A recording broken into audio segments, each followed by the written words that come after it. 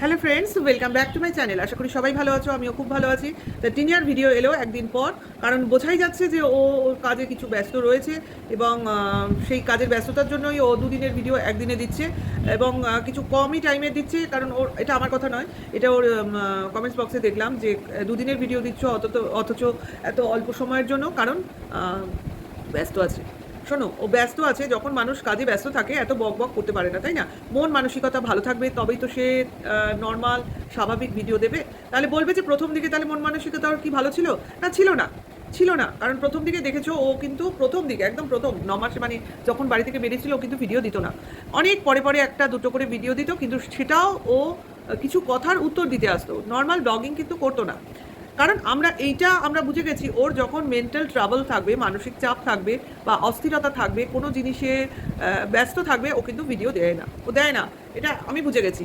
আর যখন ও নর্মাল থাকে, না এখন কোনো কাজ নেই আপাতত, এখন একটা স্ট্যান্ডিং পিরিয়ড চলছে, যে কিছুটা সময় দেখতে হবে, করতে হবে, এখন এই মুহূর্তে কোনো কাজ নেই, তখনও কয়েকদিন নর্মাল ভিডিও দেয়। তা এগুলো তোমরা দেখেছো, সেই জন্য আমার বলার কিছু নেই, জাস্ট একটু মনে করিয়ে দিলাম। সবাই জানা ন জানার কোনো কথা নয়। তা ওর ভিডিও ও দিচ্ছে, ওর মতো করে দিচ্ছে, কারণ কন্ট্যাক্টে রয়েছে সেই জন্য, কারণ যে কাজে ও রয়েছে সেই কাজটা এখন ও খুবই গুরুত্বপূর্ণ। ঠিক আছে, কাজে এটাই করা উচিত। এইবার দেখো, মা বাবা, বাবা তো নেই, মা রয়েছে, ঠাকুমা রয়েছে এবং দাদা, আরও এই তো বাড়িতে আছে, বৌদি আছে বাপের বাড়িতে, লোকজনও কম। কাজেই ও বলেই ছিল যেদিন বৌদি বাড়ি যায় যে এখন আমাদের অনেক কাজ আছে, কাজগুলো সব সামলাতে হবে। কাজেই এই সময় বৌদি বাপের বাড়ি গেছে, খুব ভালো হয়েছে, আমরা আমাদের মতো সমস্ত কাজগুলো করে নেবো, কারণ ওদের বাড়ি রেখে হয়তো এদিক ওদিক যেতে হতেই পারে, কারণ কাজকর্ম চলছে যেটা পুরো দমে আমরা বুঝতেই পারছি। আর তার মধ্যে তো ওর একটা মানসিক চাপ রয়েছে, শরীরটাও ভালো যায় না, যেটা কিনা সত্যিকারে সত্যি আমরা দেখতে পাই। ও নানান জিনিসে ভোগে, যেমন আজকেই বললো এটা খাই না, সেটা খাই না, এই অ্যালার্জি হয়, সেই অ্যালার্জি হয়। সত্যি বাড়ির মেয়ের মতো যদি আমার বাড়িতে এরকম মেয়ে থাকে, আমিও তো বকবো, তা ওর ঠাকুমাও বকেই উঠলো, সব খাওয়াই ছেড়ে দে। স্বাভাবিক, কোনো কিছুই যদি তুই না খেতে পারিস তাহলে সব খাওয়াই ছেড়ে দে। হ্যাঁ, সেটা কথা না। অ্যালার্জি হলে এগুলো না অনেক সময় মেন্টাল টেনশন বা অনেক প্রবলেম থেকে হয়। মানুষ শান্তিতে থাকলে, মনে শান্তি থাকলে না, এইসব ছোটোখাটো অসুখ কোনো কাজ, মানে মানুষকে কি বলবো, দুর্বল করে দিতে পারে না। ছোটোবেলায় আমারও, অনেক ছোটোবেলার কথা বলছি, আমারও খুব চুলি হতো। এই কি বলবো, এই গরমের সময়টা দিয়ে খুব চুলি হতো। ওই কী সব শাঁখের গুঁড়ো মুড়ো এনে মা ওসব ব্যবস্থা করতো, আমার মনে নেই, অনেক ছোটোবেলার কথা বলছি। তা অনেক রকম অ্যালার্জি হতো, মানে চিংড়ি মাছ খেলে অ্যালার্জি হতো, ডিম খেলে অ্যালার্জি হতো, মানে এরম গায়ে বড় বড় ফুলে যেত, আমবাদ বলে না কি বলে কে জানে, এখন মনে নেই, অনেক ছোটোবেলার কথা বলছি। এগুলো কিন্তু আমারও হতো। অনেক খাবার থেকে অ্যালার্জি হতো, এই সব। সে তো তারপর আরও কী সব হতো জানি, ঠিক মনে পড়ছে না, যাই হোক এইগুলোই মনে আছে। হ্যাঁ, তাই বলছি, কিন্তু এখন কিন্তু এই বয়সে, বা এই বয়স কেন, আমার বিয়ের পর থেকেই কোনো রকম কোনো সমস্যা কোথাও হয়নি। আমি সব রকম খাবার খাই, সব রকম, মানে ওই ডিম খেলেও কিছু হয় না, চিংড়ি মাছ খেলেও কিছু হয় না, আমবাদ ছুলি মুলি কিচ্ছু হয় না, নাথিং, কিচ্ছু হয় না। তাই বলি, মা বলে সে ছোটোবেলায় এত ভুগেছিস আর এখন তোর কিছু হয় না। তা আমি বলি, ওর তো বয়স মোটে 23 কি 24 বছর। তা আমার বিয়ে তো অত কম বয়সে হয়নি, আমার বিয়ে অনেক বেশি বয়সে হয়েছে। কাজে আমি ওই বিয়ের আগে অবধি ভুগেছি। আমার বিয়ে হয়েছে 27 বছর বয়সে, বুঝতে পেরেছো নিশ্চয়ই। কাজে আমি ম্যাচিওর অনেকটা হয়েই বিয়ে করেছি, যেহেতু চাকরি বাকরি করতাম, সেই জন্য বিয়ের অত তাড়া ছিল না। হ্যাঁ, যাই হোক, তাই বলছি, এই যে অ্যালার্জির কথাটাও বলছে, এটা যে সারা জীবন বহন করে নিয়ে যাবে তা নয়, একটা সময় হয়তো থাকবেই না, কিন্তু এখন এটা ওকে জ্বালাচ্ছে। যেটা কিনা বললো সয়াবিন খেলে ওরা অ্যালার্জি হয়, কিন্তু অতটা হয় না। এটাই হবে, এটাই ভ্যারি করে, আজ হবে কাল হবে না, পরশু আবার হবে, তরশু একদমই হয়তো হবে না, এইভাবেই চলতে থাকে। মানুষের কি ইমিউনিটি পাওয়ার ধীরে ধীরে বাড়বে, আর আস্তে আস্তে মানুষের মনটা যদি অন্যদিকে ঘুরে যায় না, তখন দেখবে, অশান্তি যদি না থাকে মনে, তাহলে কিন্তু এটা রোগ ভোগও খুব একটা বেশি থাকে না। সেটাই এখন মানে বয়সজনিত রোগেরটা আলাদা জিনিস, যেগুলো এখন আমাদের ধরছে বয়সজনিত রোগ, সেইগুলো তো কিছু করে লাভ নেই। আর মানে সেগুলোর কথা বলে লাভ নেই, ওগুলো থাকবে সারা জীবন, বয়ে যাবো, যতদিন বেঁচে থাকবো ওই রোগগুলো নিয়েই বাঁচবো, কাজেই বলে লাভ নেই। তাই বলি, হ্যাঁ, এখানে একটা কথা বলে নিই ভাই, এই বয়সে আমাকে এসে তোমরা বলছো, মানে যারা হেটার্স, আপনি পরকিয়া করেন মেনে নিই, প্রচুর লোক এসে বলছো, কিন্তু তারপরে বলছো 10, 12, 15 পরকিয়া করি, 10, 12, 15। আমি বিশ্বাস করো এই কথাটা নিয়ে বলবো বলে ভেবেছিলাম, তা এর মধ্যেই বলে দিই, 10, 12, 15টা পরকীয়া করা কি মুখের কথা? তোমরা যারা বলছো তাদের কি অভিজ্ঞতা আছে? যদি থাকে তো বলো। কারণ আমরা একটা বিয়ে করেই সামলাতে পারি না, মানে সামলাতে পারি না বলছি, মানে সব রকম জিনিসটা দেখতে হয় একজন বরের, হাজব্যান্ডের, সব তার মুড বুঝতে হয়, তার মনের কথাটা আগে থেকেই বুঝে নিতে হয়। তারপর আমারও তো মুড আছে, একমাত্র যে তারই মুড আছে তা নয় তো, আমাকেও তো তাকে দেখতে হয়, মানে দুজনে দেখাদেখি করতে করতেই তো সময় চলে যায়।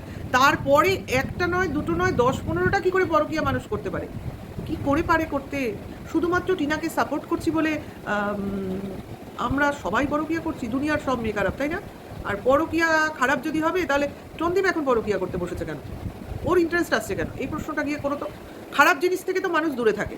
ওই যে টন্দীপের কথাটা মনে পড়ে, ফেলে দেওয়া থুতু সে চাটবে না। তাহলে ফেলে দেওয়া থুতুটা ফেলে দিয়েছিল কেন? সে পরকীয়া করেছিল বলে। তাহলে সেই থুতুটা যখন সে চাটবে না বলেছে, তাহলে সেই থুতুর কাজটাই, মানে থুতু যে কাজটা করেছিল সেই কাজটাই সে করতে গেছে কেন? করতে গেছে কেন? এই প্রশ্নটা করো গিয়ে ঘুরে।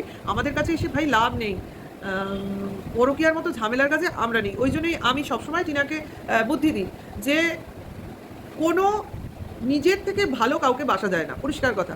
যে নিজেকে ভালোবাসবে সেই টিকে থাকবে। ওই আমি অমুক ভালোবাসি, অমুক তাকে ভালোবাসি, ওই ভালোবাসা, লোককে ভালোবাসি মানে হচ্ছে নিজেকে ভুল বোঝানো। তুমি নিজের থেকে কাউকে বেশি ভালোবাসতে পারো না। হ্যাঁ, একটাই নিঃস্বার্থ ভালোবাসা আছে সারা পৃথিবীতে, সেটা হলো মা আর তার সন্তানের ভালোবাসা। এই ভালোবাসাটা হলো নির্ভেজাল, এতে স্বার্থটা প্রায় থাকে না বললেই চলে, ঠিক আছে? এইটুকুই বলার। তারপরে চলে আসি টিনার বক্তব্যে। অবশ্য করি শরীর খারাপ নিয়ে ওকে একটু বকাঝকা করলো, খাওয়া দাওয়া নিয়ে। ওর ঠাকুমা, যাতে কিছুই খাবি না তো খাবিটা কি? স্বাভাবিক, কিছু যদি না খাও তো তোমার শরীরটা দেখতে ফোলা টোলা, কিন্তু শরীরে তো কোনো জোর নেই আমার যা মনে হয়। কাজেই তার জন্যই লো প্রেশার মানে ওর অনেক বেশি পরিমাণে খাওয়া প্রয়োজন। সে খাওয়াটাই যদি ঠিক মতো না খায়, ফল দুধ এগুলো খেতে হবে, ওকে খেতে হবে। যাই হোক, জানি না ওর বাড়ির লোক বেশি কেয়ার করবে, ওর মতো করে ও নিজেকে ঠিক রাখবে, রাখতেই হবে, কারণ ভবিষ্যতে এখন সামনে অনেক বড় বড় কাজ ওর, সেগুলোকে করতে হবে, সারভাইভ করতে হবে। কারণ কেউ 5টা বছর ওর জীবন থেকে কেড়ে নিয়েছে বলে ও তো মরে যেতে পারে না। ওকে এখনও আরও জীবনে যতটা বাঁচবে তার থেকে 5টা বছর ও ফেলে দেবে, বাদ বাকি বছরগুলো ওর নিজের হবে, সেখানে আর কেউ হাত দিতে পারবে না, তাই না? বিশেষ করে এই যে যারা এগেনস্টে কথা বলছে, তাদের মুখগুলো আগে বন্ধ করা দরকার। কারণ তারা কে তার বিরুদ্ধে কথা বলবে, তাই না? আমরাই বা কে ওদের ফ্যামিলি ম্যাটারের মধ্যে কথা বলবো? অনেকেই আমাকে বলেছে আপনারা কন্ট্রোভার্সি করছেন কেন, অন্যের ফ্যামিলি ম্যাটারে ঢোকেন। এক্স্যাক্টলি, কিন্তু কন্ট্রোভার্সি মানেই তো এটা, ব্লগিং চ্যানেলে যা দেখাবে তাই নিয়ে কথা বলবো। কিন্তু সেই ব্লগিং চ্যানেলে যদি ফ্যামিলির অশান্তি দেখায়, তখন তো আমাদের তাই নিয়েই কথা বলতে হবে। এটা তো ফ্যামিলি অশান্তির চ্যানেল না, এটা হলো ডেইলি ব্লগিংয়ের চ্যানেল। কাজে ডেইলি ব্লগিংয়ের চ্যানেলে যেগুলোই আনন্যাচারাল জিনিসগুলো তুলে তুলে আসবে, সেইগুলো নিয়েই আমরা কথা বলবো। কাজে যখন এই ফ্যামিলির অশান্তিগুলো এরা দেখাবে না, তখন আর কথা বলবো না। পরিষ্কার বোঝা হয়ে গেল নিশ্চয়ই। ফালতু কথা বলতে আসেন আপনারা, মানে কমেন্টস করতে হবে তাই করেন, কিন্তু কমেন্টস করলে একটু তার মধ্যে কোনো বুদ্ধিদীপ্ত কথা তো থাকবে, যেটার উত্তর দিতে আমার 2 মিনিট ভাবতে হবে। এমন কমেন্টস করেন যেটা আমার দেখতেও ইচ্ছা করে না, পড়তেও ইচ্ছা করে না। এমন কমেন্টস করুন যেগুলো ভাবতে হয়, আমার উত্তর দিতে ভালো লাগে, এবং সেই কমেন্টসগুলো পড়ে যেন লোকে বুঝতে পারে কী নিয়ে কথা হচ্ছে, বা এখানে কোনো সিলেক্টিভ কথাবার্তা হচ্ছে কিনা, এটা বলতে চাইছি। যাই হোক, ডিনার বিকেলের দিকে বেরোলো কী করতে না, ওর ফোনে কিছু ডিস্টার্ব হয়েছিল এবং ওর ফোনের স্টোরেজ ফুল হয়ে গেছে। ভাবো, 1 টিবির ফোন, তার ফোনের স্টোরেজ ফুল, তার সঙ্গে ওর মার ঠাকুমার সমস্ত স্টোরেজ ফুল। তাহলে কি পরিমাণ ডাউনলোড রয়েছে ফোনে, ভাবতে পারো কতটা স্টোরেজ ভেতরে থাকলে এটা হয়। তার জন্য ওর ফোনের কিছু প্রবলেম মেটাতে গেল, এবং সঙ্গে সোনাই কাকা ছিল। আচ্ছা, তারপরে কিছু পেন ড্রাইভ কিনতে গেছিলো, কারণ সমস্ত স্টোরেজ ও পেন ড্রাইভে ট্রান্সফার করে নেবে। অবশ্যই এটা ভালো জিনিস, আমিও করি, কারণ ফোনে স্টোরেজ এত রাখা যায় না, হ্যাং করে যায়।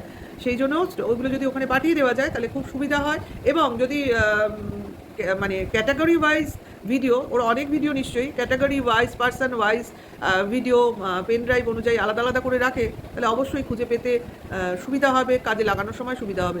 তাহলে কিছু তো করছে, এই যে কথাগুলো বলছে এ থেকে নিশ্চয়ই বুঝতে পারছো কিছু তো করছে। তারপরে আবার ওদের ওখানে খুব গরম, পাখা খারাপ হয়ে গেছিলো, তারপরে সারাই হয়েছে, কিন্তু কষ্টের মধ্যেই আছে। কিন্তু কিন্তু এসি লাগাবার কথা কিন্তু বলেনি, ও বুঝেছে কষ্টের মধ্যেই কিন্তু মানুষ শেখে, আরামে মানুষের বুদ্ধি মোটা হয়ে যায়। কাজে তুমি যতটা কষ্টে থাকবে তত তুমি ভাববে যে আমার এই কষ্টটা কিভাবে কমানো যাবে। আর তুমি যদি সামান্য কষ্ট হতে না হতে আরাম বোধ পেয়ে যাও, তাহলে ভাববে এ তো অনায়াস, এটা পেতে আমি এমনিই পারি, এর পেছনে আমার কোনো খাটনি নেই। বুঝেছো? কাজে ছেলে মানুষ করতে গেলে এসির প্রয়োজন হয় না। বহু মানুষ এসি ছাড়া এখনও বাস করে।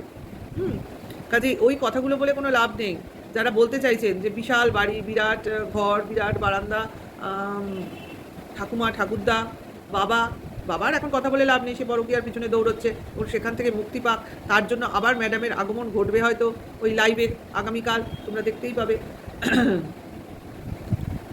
আগামীকাল না, আজকেই দেখাবে বোধহয়। যাই হোক, আজকেই রাত্রে সন্ধ্যেবেলায় ওই ভিডিওটা আসবে সম্ভবত। আমিও তো জানি না, যতক্ষণ না কমিউনিটি পোস্ট দিচ্ছে ততক্ষণ জানতে পারবো না।